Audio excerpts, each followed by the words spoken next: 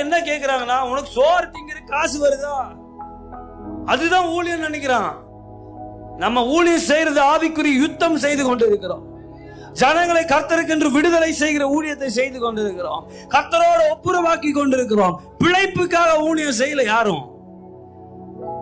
என்ன தம்பி ஊழியம் போனே இந்த மாசம் என்ன சொல்ல, என்னையே அடிச்சுக்கணும்னு தோணும். என்ன சொல்றது இவங்கள்ட்ட? யாருமே என்கிட்ட கேட்டதில்லை. என்ன தெரியுங்களா, எத்தனை ஆத்துமாப்பா ரட்சிக்கப்பட்டிருக்கு? ஊழியக்காரங்க கூட கேட்கறது கிடையாது. அவ்வளோ வேதனைப்படுவேன். எங்க அப்பா ஜெபம் பண்ணுவார், என் பையனை பயன்படுத்தினா. ஜபத்தை முடிச்சோன்னு, எதுக்கு உங்க பையனை பயன்படுத்தணும் டாடி கேட்பேன். எதுக்கு பயன்படுத்தணும்? இல்லை இல்லை இல்லை, எதுக்கு பயன்படுத்தணும்னு ஜபிக்கிறீங்க? உலகமெல்லாம் கொண்டு போங்க. என்னத்துக்குன்னு கேட்டேன் எங்க அப்பாட்ட. என்னத்துக்கு? உங்க பையன்கிட்ட என்ன இருக்கு அப்படி? எதுக்கு அப்படி ஜபிக்கிறீங்க? ஆத்மாவை குறித்த அக்கறை ஜபத்துல இருக்குதா? என் பையனை பயன்படுத்துங்க, என் பையனை. யார் ஏன் கேட்டா அந்த ஜபத்தை?